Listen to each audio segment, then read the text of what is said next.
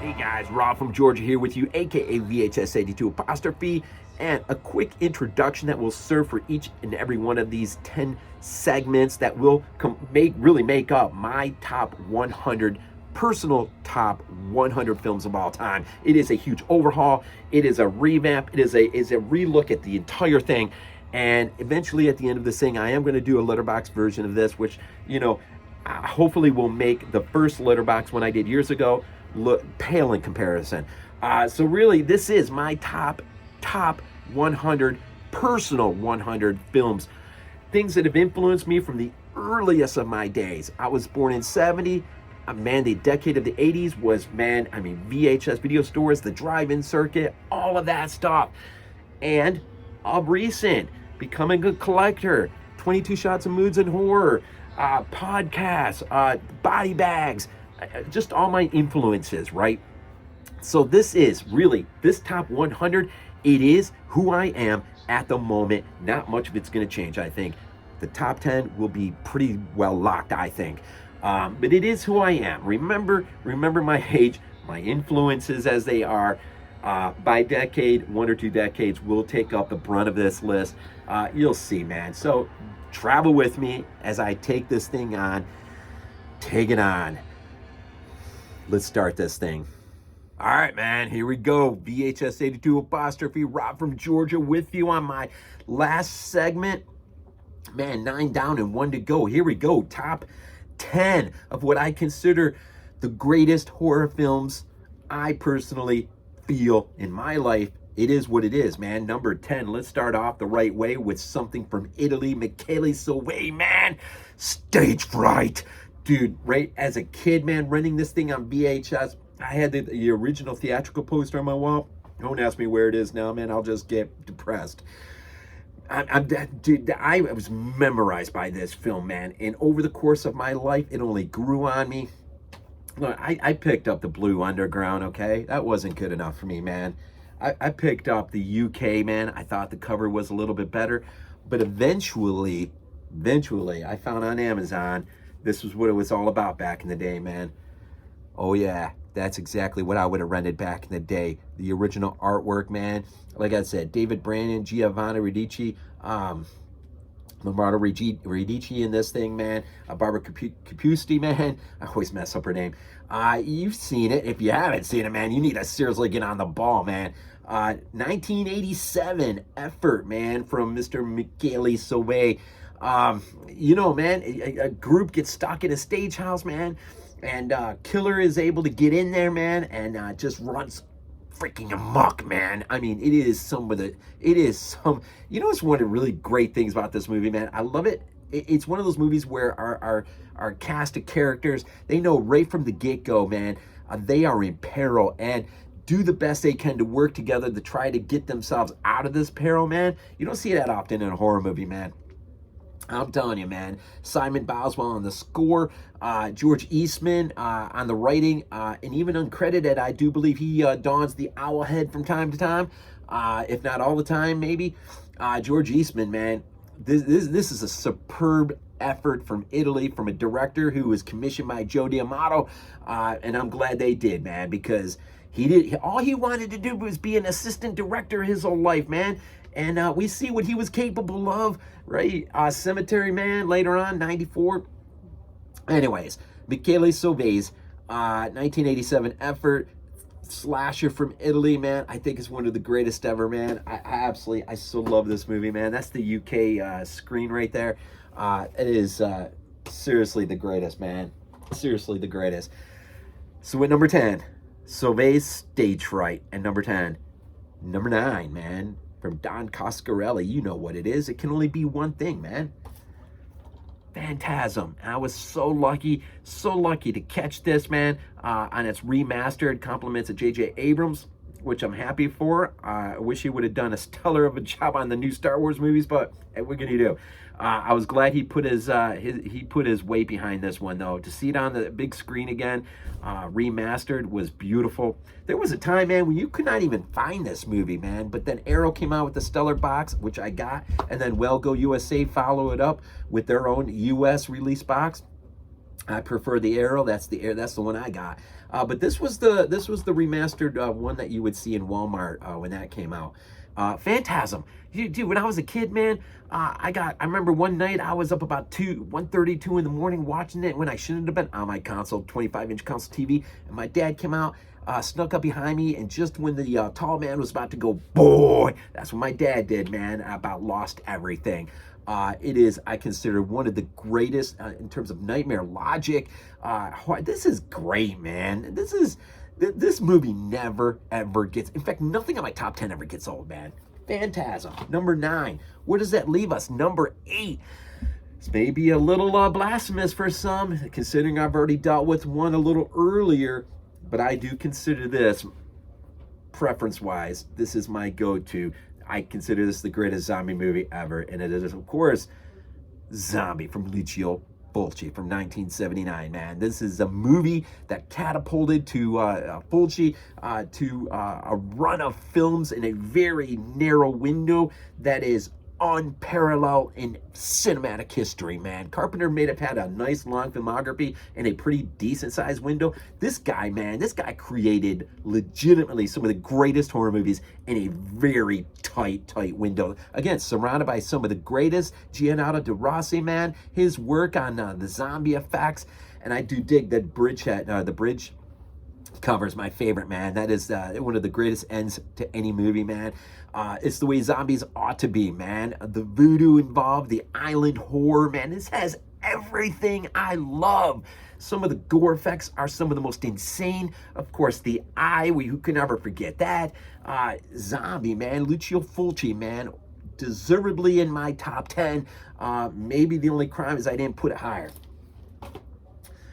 But the movie I did put in front of it from number 7 is none other than Italian Maestro. And when I saw this for the first time on my 25-inch console TV, Letterboxd in all of its VHS glory, man, I'm so glad I got the 4K, man.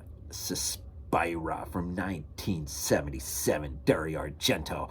Dude, this movie lit my imagination up like few movies when I was a kid, man. The Goblin score is unparalleled.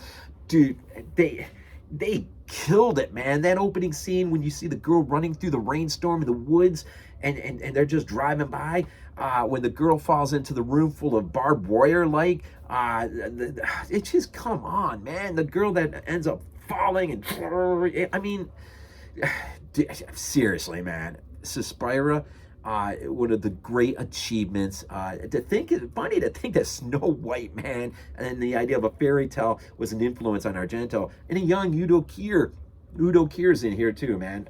It's just the actresses that are in here, the heavyweights from days earlier. You could not talk enough about this movie, man. This is a cinematic masterpiece in its own right, and this movie stunned me as a kid. Growing up in the United States and having what we had in horror, when I stumbled upon this on VHS and I went home and put this in, man, it just lit me up, and that's why I got it on 4K. And Synopsis, man, I'm pretty sure it's Synopsis I put this out, is unreal. It is unreal. Let's go a little more old school. Not old school in that sense, but number 6, man. I saw this when I was 14 on the big screen, man. Probably close to its initial release date. Begged my mom to take me to the theater and drop me off. Was able to get in there, and this movie rocked my senses, man. I'm talking 1984, Wes Craven's the original A Nightmare on Elm Street. And I'm just going to show off my widescreen edition on VHS. Remember back in those old days, Suncoast was a legit player in releasing special edition VHS tapes, man. This movie, man, and the transfer on this, man, it's still good, man. But we need a 4K release of this movie for sure. 1984, man. This movie, man, coming down through the wall or the ceiling, up through the bathtub, the effects, man, the pages in Fangoria, man, just watching, about the room that they get to turn around, and just, Robert Englund as Freddy Krueger, Johnny Depp, man, as the boyfriend. Nancy, come on, man, that movie 1984, man, it was, man, I love one of my most favorite trailers on TV is TV spots. Yeah, the guy who narrates that is fantastic. Let's Nightmare on Elm Street, number 6. Number 5, may think it's a little high on the list, but man, doesn't change how much I love it. John Carpenter's 78, of course, Halloween, and saw it on the big screen. I was very fortunate. 40th anniversary. I do have it on Blu-ray, and I have it on 4K. But I like this edition DVD. It's a 2-disc edition, I think. Yeah, this was a really nice edition to get. What can I say? I remember as a kid, man. This thing would air on TV eventually, and I would, my parents would be watching the music, man. The music. It would draw me out of my bed, and I'd come around the corner of the hallway and peer into the living room and try to get as much glimpses of the TV as I could before I got shooed away back to my room. And it goes down as one of my all-time favorite horror films of all stinking time. And the only thing that separates it from the very top are arguably in my life the greatest, man. That was number 5. Let's get into this 4 down, man. Number 4, 1979. Gotta hand it up to Ridley Scott. His Alien rocked my world. I consider it one of the greatest horror sci-fi films ever. I totally dig when he says he was trying to make his version of the Texas Chainsaw in space. I dig it, man. This movie, I think, is unmatched, man. H.R. Geiger, the influence and him on this film, Ridley's vision as a filmmaker, is, I wish we got a few more movies like this from him, like that were just so, yeah, just like this, man. I mean, I appreciate Prometheus for what it is and what Alien Covenant tried to be, Hannibal, some of his other, genre, pieces of works, but I wish we'd get another movie like this from him, man. He showed, and then to go from this to Blade Runner in 82, come on, man. Ridley is one of the greats. In this film, man, Tom Skerritt, his Dallas, Yaphet, man, I don't hear his name a lot, man, but he's fan, man. When I saw this on its anniversary run at the theater, the Chest Burster, man, that may get old, because we've had so many movies, but to see it on the big screen for the first time ever, it was pretty legit, man. And also, when I don't know what I would have went to the theater to see in 79, it wasn't this, but this, they had the toy of this up in the press window or whatever. The toy alone gave me nightmares. Something to be said about that. Okay, number 3. We're in the top 3, man. Top 3, what I consider the greatest ever. And there's 3 left. So some of you who know me pretty well are probably scratching your head going, wait, what's his number 1? I know what his 2 favorite movies are.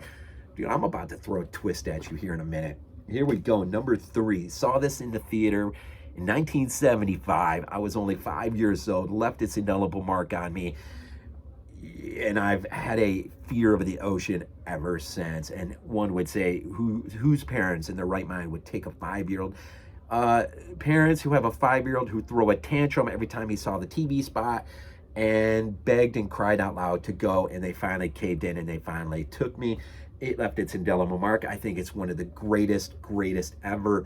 The 4K transfer is unparalleled. What they were able to do to clean up this film is unreal. It looks better now. Spielberg said this movie looks better now than it did when it was released. And that ought to say something. Spielberg, man, wow. This movie in 1975, 75, dude, this kept a lot of people out of the water for a while, man.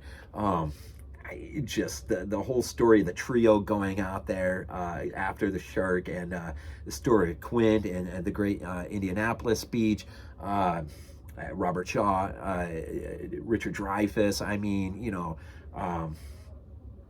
Yeah, I mean, come on, man. Roy Scheider, come on now, man. This, yeah, this. Now, I do have a top 5 greatest films ever, sort of removed from horror a little bit. Um, and I'll get to that in one, sort of an addendum to this whole thing. But number 3, man, Jaws, 1975, man. Number 2, I was debating which I have this movie on every single, really. I don't have it on Laserdisc. Anyone have a Laserdisc out there that wants that was willing to send it to me? I would love to add it to my collection because I've got so many editions of this film. This for all intents and purposes, for the longest time, has been my number 1 film. I love this film. I love Jaws. I love this film. I don't know. There's the old VHS of this, which I absolutely for MCA put out. But then Universal finally got around to the widescreen VHS. But the one I'm going to show up here is, of course, the 4K, which Universal did an outstanding job on the transfer. I'm just going to say I wasn't too keen on Scream Factory's transfer for their Blu-ray release. I was pretty keen on Arrow's Blu-ray release. I'm telling you, I got this thing on DVD, VHS, Blu-ray, 4K. I got stinking, I don't know, 15, 16 releases of this movie or something. I don't know. Dude, this movie is arguably quick story. I should have seen this on the big screen. Me and my friend tried to go to this, but when we were there looking at the movie poster, when I was 12, he chickened out and ended up having to see Clint Eastwood's Firefox instead. One of the biggest regrets in my life. Now, I finally did get to see this on the big screen, and I have a wonderful ticket to show for it. But when I was a kid, I don't know what I would have done had I seen this at 12 on the big screen. I'm telling you, man, The Thing. This is Campbell's novella to Howard Hawks' adaptation, 51 adaptation, which is a very, very, very super loose adaptation to John Carpenter's more realized vision of the original novella in his 82, of course, 1982, The Thing. And I don't care what anyone says out there. This is not a remake of the 51 film. This is a revisualization of the original novella from Campbell. And a much closer adaptation to that. Howard Hawks really didn't want to have much to do with the original novella, and so that and that alone ought to separate the two films. So we need to stop this whole nonsense conversation about this being a remake. It's not a remake. Anyway, I need to get off of that. But number 2, The Thing, from John Carpenter, his one major big studio release, and it is a masterpiece. Whew, man. All right, number 1, man. This is it. Oh, this was a tough decision because this is the first time I'm ever unveiling this. This has moved into the numbers. I really thought about this 100, and I thought I want to really stick to horror as much as I humanly can. And yeah, I mean, Jaws frightened the crap out of me when I was a kid. The Thing just amazes me to no end. Alien is still a little unnerving. Halloween is just a classic. A Nightmare on Elm Street, I've got the memories of seeing it on the big screen. It's always a joy to rewatch. And Suspiria, man, I'll never forget the first time I plugged that VHS in. Zombie, of course, man, that is a late bloomer in my life.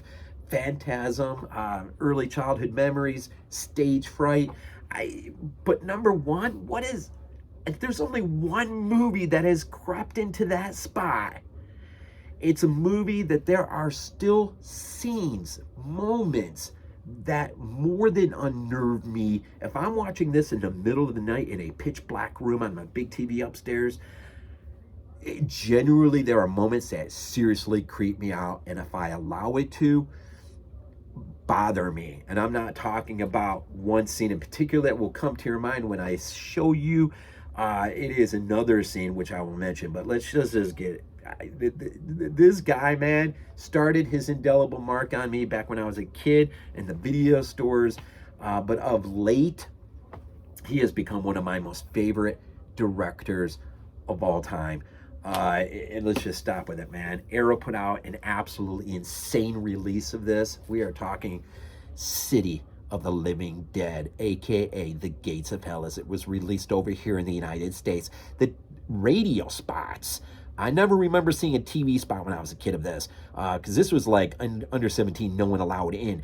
It did run a drive-in circuit, but the radio spots I would have caught, because the radio was your life when I was a kid, man. Not like TV today. Radio was your life. I shouldn't even say TV anymore, but this is more digital, and anyways, all the social media platforms, whatever. But back in the day when the radio, man, was your major source of entertainment, your major source of what new movies are coming out because of the radio spots.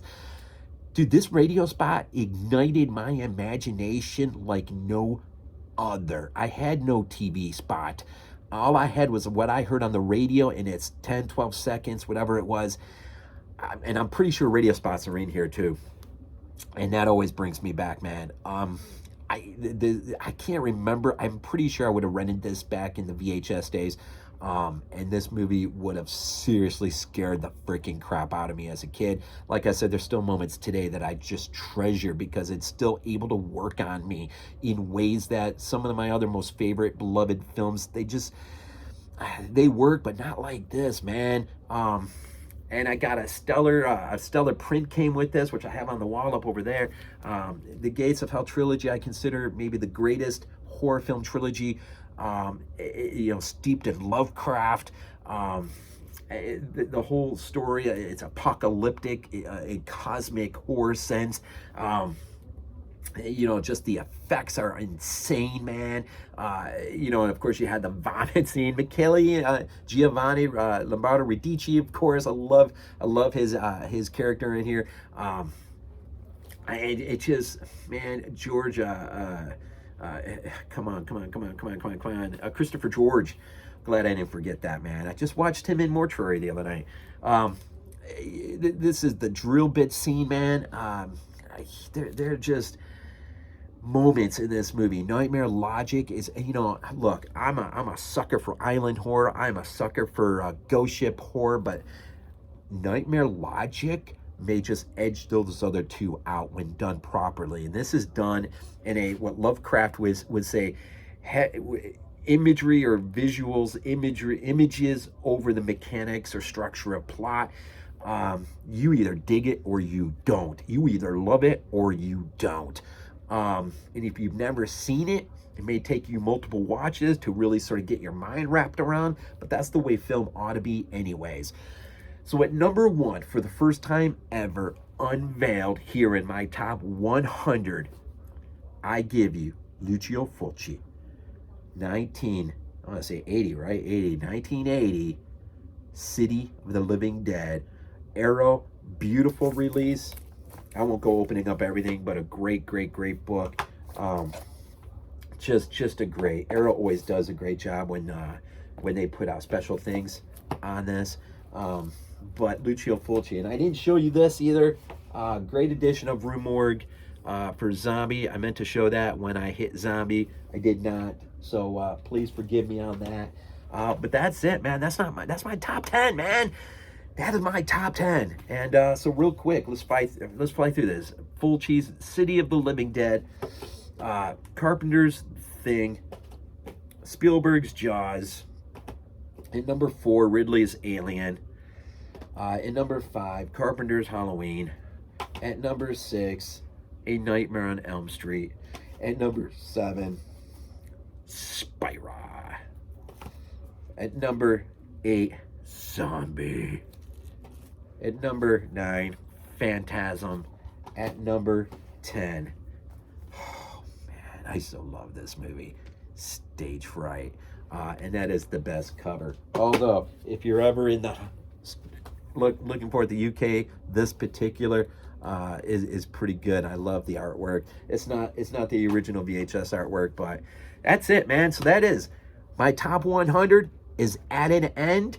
10 segments. I'm going to do an addendum to this and just talk about a few quick things that you may find interesting. I may try to do that today, actually, and just to get it done and out of the way. But for all intents and purposes, that is my top 100. I appreciate all the support, the recent subs. Thank you so much. The comments that have been left, the likes, just the amount of views. Dude, this wasn't easy. Top 100's not easy. And I just challenge you, before, you go tear through someone else's, man, take it upon yourself and make your own. And if you have your own, let me see that bad boy. I'm curious. But it is mine, VHS82 apostrophe. No regrets. It is what it is. I will, again, an addendum, and I may throw some honorary mentions on there, as with a few other things. And but I so appreciate it. Thank you so much. As always, man, go Bills.